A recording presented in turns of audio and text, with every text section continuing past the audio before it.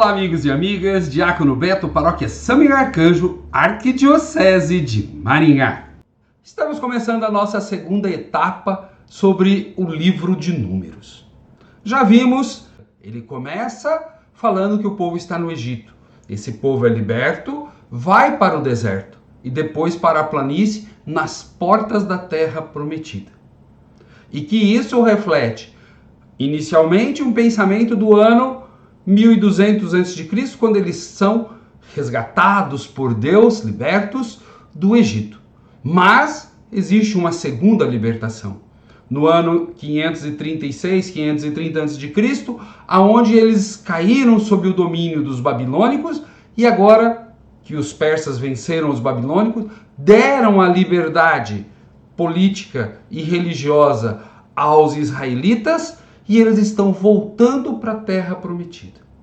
Ou seja, num momento eles entram na terra prometida, no outro momento eles voltam para a terra prometida, ambas saindo de uma escravidão. E hoje nós vamos olhar um pouquinho isso. Como que acontece esse movimento? Para daí no próximo vídeo nós olharmos já o texto bíblico. Mas antes invoquemos a Trindade Santa, que é Pai e Filho e Espírito Santo. Amém. O livro de Números tem esse nome porque faz dois recenseamentos, um no início e um no final. Para o povo hebreu, o nome deste livro é No Deserto, porque a grande importância dele está no deserto, aonde Deus trabalha com esse povo para que não aconteça algo complicado.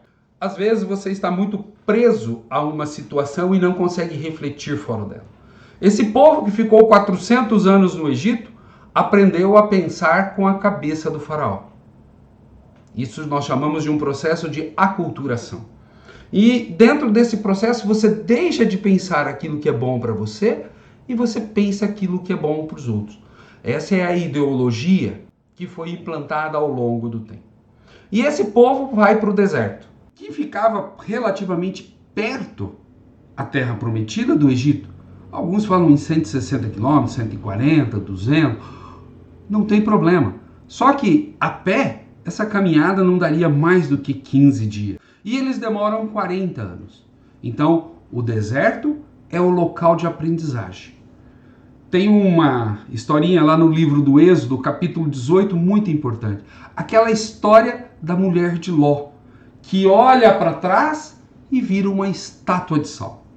Esse povo está no Egito, olha só, escravos no Egito, pensando pela cabeça do faraó. Eles estão o quê? Vivendo na escravidão, num sistema tributário onde eles têm que pagar produção e mão de obra para o faraó, aonde toda a economia é de exploração, nada quase do que você produza no seu mantimento é seu, o resto é impostos, e uma opressão política, militar e religiosa. Lembrem-se que a religião comanda tudo. Então, se você está escravo é porque os deuses querem que você seja escravo. E se você se rebelar, você desmancha a ordem, você cria o caos e tudo pode ser destruído. Então existe um medo de destruição de tudo. E aí vem a submissão. No deserto, depois que esse povo é liberto do Egito, aí nós temos toda aquela ação maravilhosa de Deus através das 10 pragas, medindo força com os faraós, e esse povo é expulso do Egito. E eles vão no deserto. Uma caminhada relativamente pequena, mas que dura 40 anos. Por quê? Primeiro, 40 anos, expectativa de vida daquele povo, uma geração. Então aquela geração que sai do Egito, somente Josué e Calebe entram na terra prometida. Nem Moisés entra. Moisés morre às portas da terra prometida. Então, para nós é importante percebermos isso. Uma pequena caminhada que dura 40 anos. Porque é o momento de você aprender o quê? A não olhar para trás. Então o povo muitas vezes vai olhar para trás.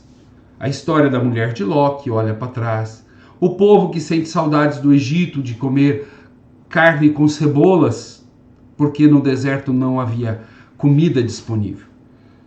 Como que pensando assim, olha, Deus vai nos tirar daqui, vai nos colocar lá, mas pense bem, se você tem uma grande experiência, uma possibilidade nova na sua vida, mas você não está preparado, o que acontece? Quantos casamentos de pessoas que se gostam, mas que não estão maduras ainda, não estão preparadas para aquele momento e acabam brigando? E às vezes vão para um segundo relacionamento, já mais maduros, já mais experientes, e dá muito certo. Esse povo não pode sair do Egito e pular diretamente para a terra prometida, porque a cabeça deles, eles vão refletir o Egito e vão fazer as besteiras do Egito. Logo vão colocar um rei. E Deus quer tirar esse povo do sistema tributário, onde os impostos deixam as pessoas completamente sem nada. E só o rei tem. Então eles precisam refletir. Então Deus vai ensinando. A água amarga, a luta onde Moisés ergue o braço e o povo vence, é Deus lutando pelo povo. As codornizes, o maná, Jetro, sogro de Moisés, ensinando a dividir o poder, e tantos outros fatos que nós temos no livro do Êxodo, no livro de Números, e até um pouquinho no Deuteronômio, aonde vai mostrando como que Deus vai dando possibilidades desse povo mudar. Mas tem gente que é cabeça dura, e às vezes uma geração precisa morrer para nova geração admitir esses valores. Então, o livro de Números reflete essa caminhada. Saída da escravidão, do Egito ou da Babilônia. Deserto, que é onde eles ficam 40 anos, ou o próprio deserto que eles ficam 50 e poucos anos na Babilônia, a escravidão. E a entrada na terra prometida, quando saem do Egito, ou a volta para a terra prometida, quando eles saem da Babilônia. E nós precisamos refletir bem isso daí, porque isso também acontece na nossa vida. Nós também precisamos dos nossos desertos, dos momentos onde a gente se recolhe para saber se aquilo que estamos fazendo está correto, tanto humanamente, quanto familiarmente, quanto socialmente e religiosamente. Eu com Deus e eu com os meus irmãos. Então nós precisamos refletir também nos nossos desertos, que pode ser cheio de gente, pode ser barulhento, não precisa ser um deserto físico, mas muitas pessoas passam um deserto existencial. E muitos não saem do deserto, não conseguem vencer essas barreiras. Este povo teve que superar isso daí. Então, eles saem do deserto, vão para a planície de Moabe e avistam a terra prometida, para no final do livro entrarem na terra prometida e fazer a divisão das terras, não nos moldes que viveram no Egito ou na Babilônia, mas dentro de uma nova forma de se organizar. No nosso próximo vídeo, nós vamos começar no capítulo 1 do livro de Números. E é importante perceber isso que nós falamos nesses dois primeiros livros. Essa questão de que o povo está aprendendo, saindo de uma situação difícil e aprendendo. Um casal, quando passa por uma crise, às vezes a crise é conjugal, às vezes a crise não é conjugal.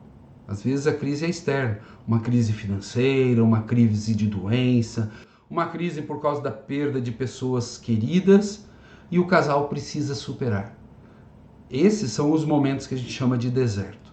E esse povo no deserto teve que aprender a superar obstáculos para fazer a coisa certa.